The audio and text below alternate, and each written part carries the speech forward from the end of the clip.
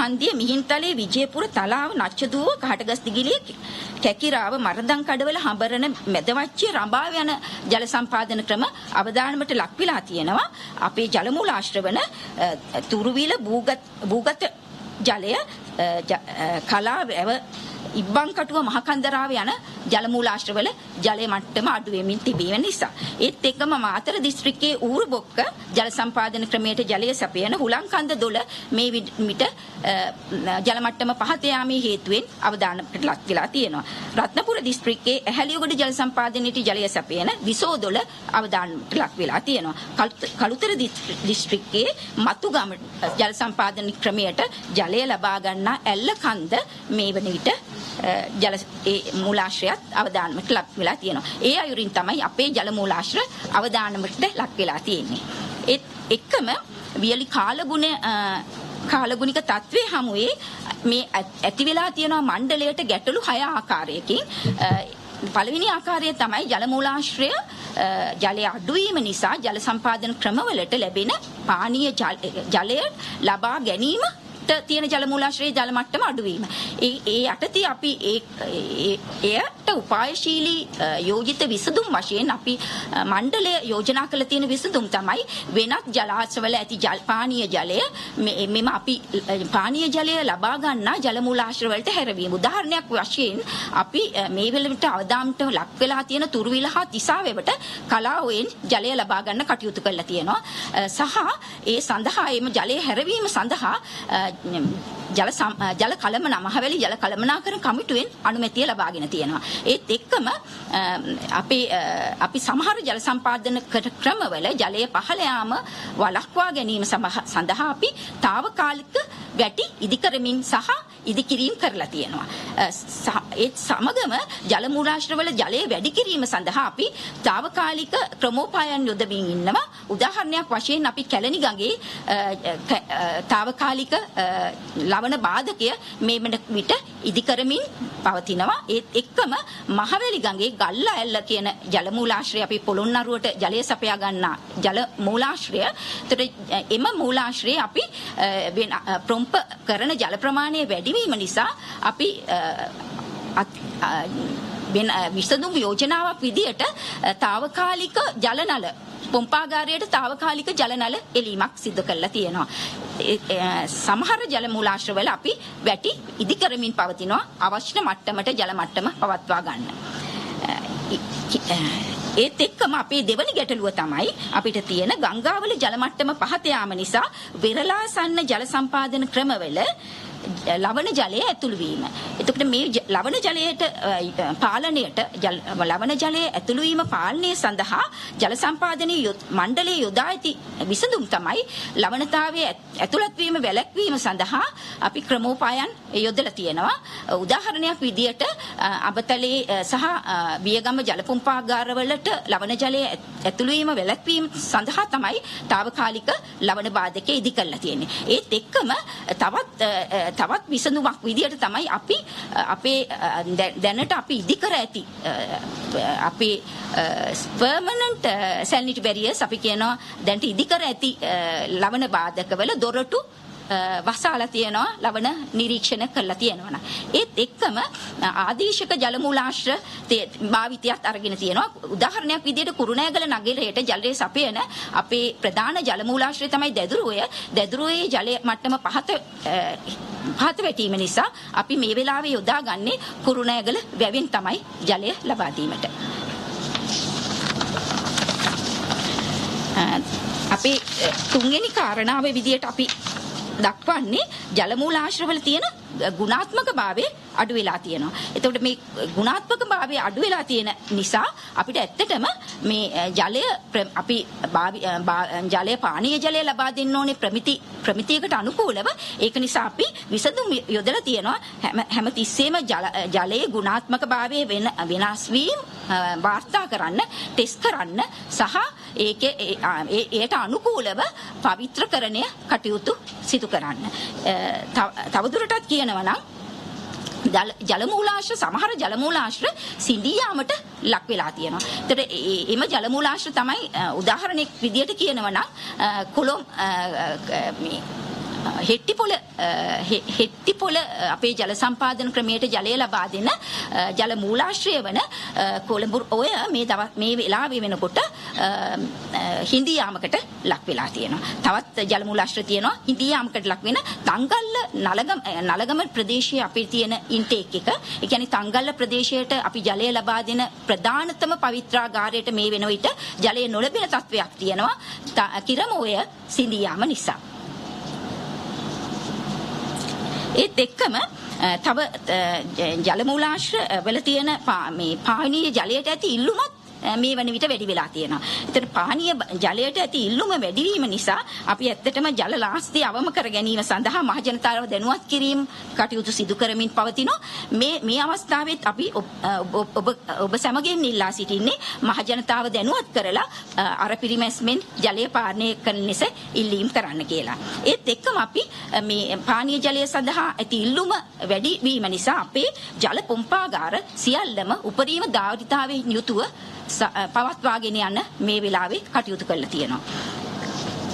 ඒත් එක්කම අවසාන වශයෙන් කියනවා නම් අපිට තව ප්‍රශ්නයක් තියෙනවා. මොකද අපේ අනිකුත් ජල පරිශීලක පාර්ශව ඉන්නවා. ඒ අයත් සමගත් අපි ජල මූලාශ්‍රවල තියෙන ජලය බෙදා හදාගෙන පරිභෝජනය කරන්න ඕනේ. ඉතින් අපිට අවශ්‍ය ප්‍රමාණයට පානීය ජලය නොලැබී යාම නිසා අපිට ජලය සපයා ගැනීමට අපේ ජල පවිත්‍රාගාර සඳහා සමහර ජල පවිත්‍රාගාර සඳහා ජලය අවශ්‍ය ප්‍රමාණයට සපයා ගැනීමට නොහැකි වෙලා තියෙනවා. එතකොට අපි යෝජිත විසඳුම් විදියට අපි යෝජනා කරන්නේ සහභාගීත්ව තීරණ ගැනීම, නම්‍යශීලී තීරණ ගැනීම, සමාජය තුළ සම්පත් වල වටිනාකම පිළිබඳ දැනුවත්භාවයක් ඇති කිරීම සහ ජලයේ ගුණාත්මකභාවය අඛණ්ඩව පවත්වා ගැනීම පිණිස සිවිල් සමාජයේ තියෙන සක්‍රීය දායකත්වය දක්වන්න කියලා ඉල්ලීම. ඉතින් මේ තුලින් මේ නිසා තමයි අපි මේ මාධ්‍ය දැනුවත් කිරීමත් සහ දේශපාලන අධිකාරියක් දැනුවත් කිරීමක් සිදු කරන්නේ. ඉතින් අපිට අර පිරිමැස්මෙන් ජලය පානය කළා මේ පානය ජලය අර පිරිමැස්මෙන් පරිහරණය කළා අපිට මේ අවස්ථාවේ මේ අසීරු අවස්ථාවේ අපේ ජල සම්පාදන ක්‍රම අඛණ්ඩව පවත්වාගෙන යන්න උදව් කරන්න කියලා ඉල්ලා සිටිනවා. සහ අපේ මේ ජල අඩු පීඩනයක් ඇතිවීම ජලනල පද්ධති තුල අඩු පීඩනයක් ඇතිවීම වළක්වා ගැනීමට උදව් කරන්න කියලාත් ඉල්ලා සිටිනවා. ඇත්තටම අපිට පුළුවනි ඔබට ඉදිරිපත් කරන්න අපි මේ දක්වා මේ සමහර ජල මූලාශ්‍රවල අපි කොච්චර දුෂ්කරතාවයක් අපිට තියෙනවද කියලා මේ ඔබ දකින්නේ මුරුතවෙල ජල සම්පාදන ක්‍රමය හම්බන්තොට මුරුතවෙල ජල සම්පාදන ක්‍රමය මේ මගින් තමයි වීරකැටිය සහ වලස්මුල්ල ප්‍රදේශවලට ජලය සපයන්නේ. ඉතින් මේ ජල සම්පාදන ක්‍රමය මේ වැවේ මුරුතවෙල වැවේ වතුර මට්ටම පහත වැටීම නිසා අපිට සිදු වෙලා තියෙනවා අපේ තුළු මුව ඉන්ටේක් එක වැව තුලට ගෙනියන්න. අපි මේ දක්වා වැව තුලට මීටර් 600ක් ප්‍රමාණයක් අපේ ඉන්ටේක් එක ගෙනිහින් තියෙනවා. ඉතින් අපිට ඇත්තටම මීට වැඩි දුරක් ගෙනියාමට නොහැකි වේවි වැවේ තියෙන ජල මට්ටම අනුව. ඒත් එක්කම ඊළඟට අපිට කියන්න තියෙන්නේ මේ ඔබ දකින්නේ දැදුරුවේ ජල මූලාශ්‍රය. මේ දැදුරුවේ ජල මූලාශ්‍රය මේ සහ දැන් ඒ දැදුරුවේ ජල මූලාශ්‍රයේ ජලය අඩු වෙලා දැදුරුවේ ජලය අඩු වීම නිසා ඇත්තටම අපේ ඉන්ටේක් එකට ලැබෙන ජලය ඔබට පේනවා ඇති ජලය ලැබෙන්නේ නැහැ. ඒක නිසා තමයි අපි මේ වන විට වැවෙන් ජලය කුරුණෑගල වැවෙන් ජලය පොම්ප කළා කුරුණෑගල නගර සභාවට ලබා දෙන්නේ. මේ වන විට කුරුණෑගල නගර සභාවට අපි 3/2ක ප්‍රමාණයක් පමණයි ජලය සපයන්නේ. මොකද අපේ එහි තිබෙන ඉන්ටේක් ධාරිතාවය අනුව තමයි අපිට ජලය සැපීම කරන්න වෙන්නේ.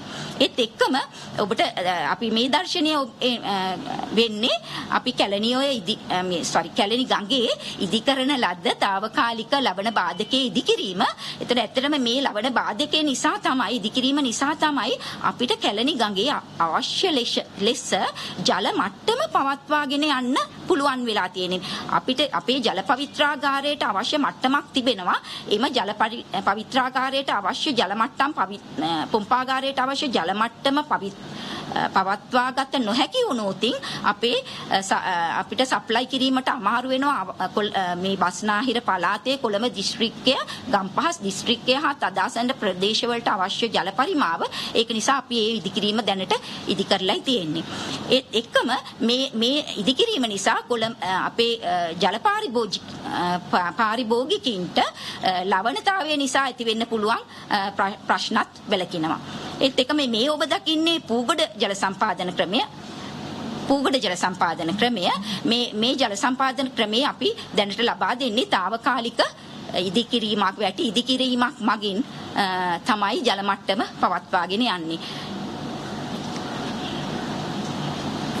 මේ ඔබ දකින්නේ කළුගඟ ජල සම්පාදන ක්‍රමයේ මේකේ කොළෙයි මෝදර කියන අපේ තුළුමුව ඒ කොළෙයි මෝදර ජල සම්පාදන තුළුමුවේ ඇත්තටම ජල මට්ටම එතන අපේ ඉන්ටේක් එකට එන්න අවහිරයක් වෙන විදියට පිරලා තියෙන මඩ ඉවත් කිරීම අපි සිදු කරා ඉන්ටේක් එක ළඟ පිරිසිදු කිරීමක් කරලා අවශ්‍ය ඉන්ටේක් එකට එන ජල ප්‍රමාණය වැඩි කර ගැනීමක් සිදු කරා. මේ ඔබ දකින්නේ මාතර ස්ථීර ලවණ බාධකය. ඇත්තටම අපි මේ අවුරුද්දේ මුල තමයි මේ ලවණ බාධකයේ ඉදිකිරීම අවසන් කරේ. පසුගිය අවුරුදු කීපයකදීම අපි ලවණතාවය නිසා මාතර දිස්ත්‍රික්කයේ අඛණ්ඩ ජල සැපයුමක් වියලි කාලවලදී අපිට කරගත නොහැකි වුණා. නමුත් මේ අවුරුද්දේ අපිට ඒ බාධාව මගහැරිලා තියෙනවා. මේ ස්ථීර විසඳුම නිසා මේ වන විට අපි මේ ලවණ බාධකයේ ගේට්ටු 5ක් වහලායි තියෙන්නේ. ඒක නිසා මාතර ජල සම්පාදන ක්‍රමවලට ලවණ ජලය මේ පාර ඇතුළු වෙන එකක් නැහැ.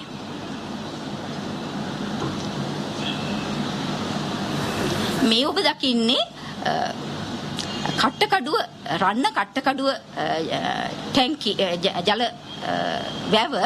එතකොට ඒකෙදි ඇත්තටම වෙලා තියෙන්නේ අපිට අපි මේකදී අපි හරියටම අවදානමකට මුහුණ දීලා තියෙනවා. ඔබට පේනවා ඇති අපි දැන් එක ජල නලයක් දැන්ට මතුවලා තියෙන ඉන්ටේක් එකේ ජල නලය.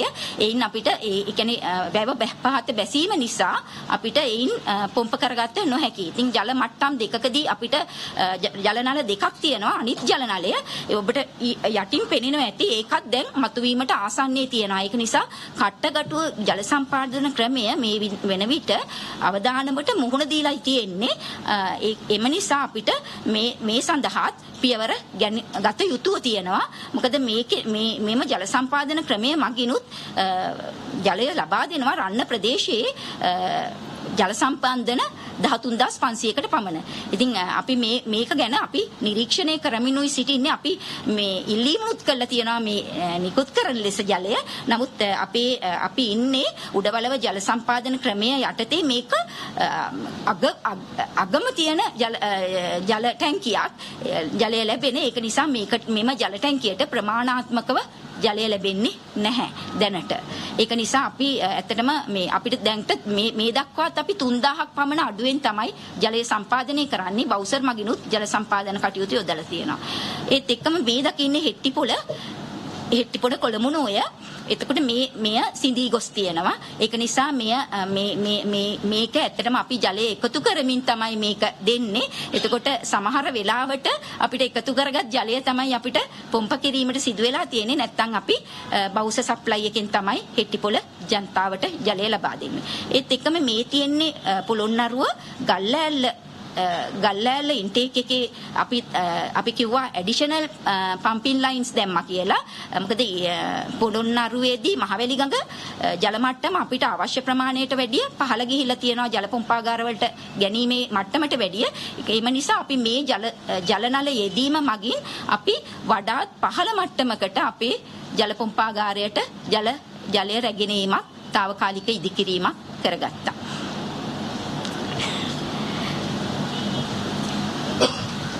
Done. Thank you.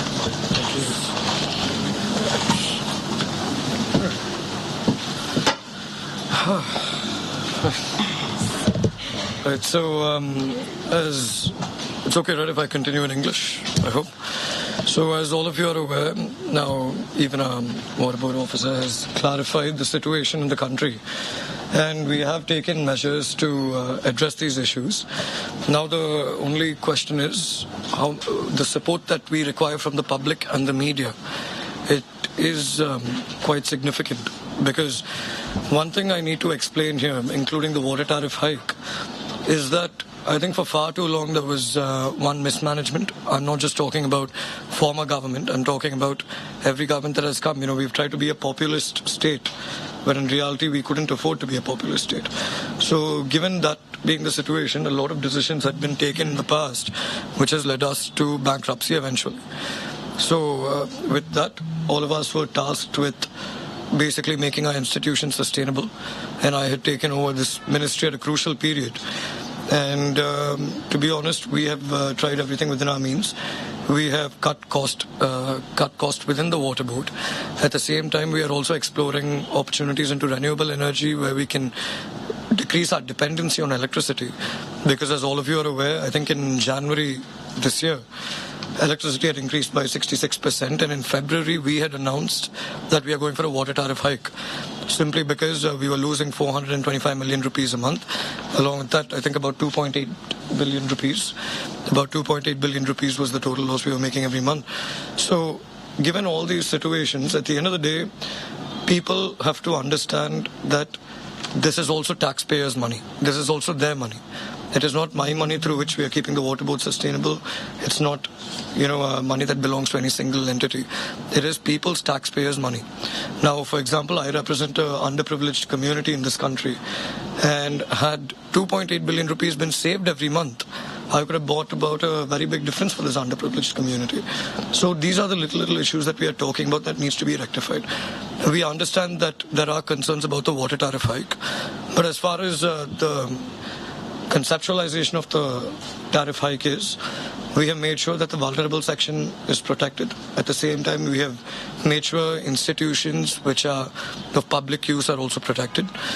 And I would like to reassure the people that within the next 4 months, we are going to come up with a comprehensive water tariff policy. And this policy will also be revised and it will be reviewed along with the electricity revision, which takes place once in 6 months. And the reason we are doing this is to make sure that the water board becomes a sustainable entity and the water sector does not have any risks of collapsing. Because tomorrow if the water sector were to collapse, then that will lead on to issues beyond which we can imagine. So with that being said, yes, this drought is unexpected. As I mentioned earlier, we have no control over it. However, we do understand the difficulties faced by the people in this situation. So rest assured, the government along with various other stakeholders and the water board as well, we are on the problem and we are trying to fix it, and we are confident that if any issues were to arise, we would be able to tackle it effectively. So if there are any questions, please feel free. Yes, and also there's one more thing that I need to mention, that we are bringing about, for a long time in this country, there has been a policy that has been in the pipeline, but it has actually not been brought out. So in fact, when we took it over, we made sure that this was processed in the Prime Minister's office. It was put to cabinet. It's also part of our ADB reforms, which is the Water Resources Management Policy. The problem, again, why I requested the support of the public and the media in this situation is because I think as a country we value water in a very minimal way. Because it comes cheap, we never really valued water. And the wastage that we had created was unsustainable. In fact, we are talking about drinking water. Just to give you all a bit of example, I think if I'm not mistaken, Northern Province, the water coverage is about 11%. It's about 11%. And in Colombo, I'm assuming it's about 100%, almost close to 100%. So, when the disparity is in that, now you see in Colombo, at the end of the day, when there is clean drinking water being given out to every household almost, that water is being used for purposes other than drinking. It's being used for cleaning your vehicles, for gardening, and for various other things, when people in this country don't have clean drinking water. And at the end of the day, we understand the sentiment against this term hike. Whenever we say the word hike, immediately there's a stigma around it. what we are trying to say is we have given out the numbers. We've even submitted it to Parliament. We have had our consultative committee meeting as well. And we have clarified our stand. Right now we are in this situation and we are trying to take hard decisions so that we don't have to suffer later on. So with this water resources management policy also, we believe there will be an effective management of the water resources within this country. And also, just to clarify on one more aspect, with relation again to the water tariff, though there has been a lot of back and forth, we also understand there's a lot of misinformation being carried out. And I think from the water ministry, we would be launching our program as well with our interactions with the media, and also our awareness created within the community would be increased in order to, namely conserve water and to prevent wastage. So apart from this, to be honest, I would like to open the floor up. If you guys have any questions, please feel free to ask.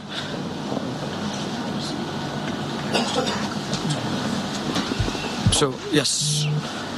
If you feel free to ask in whichever language is easy for you guys.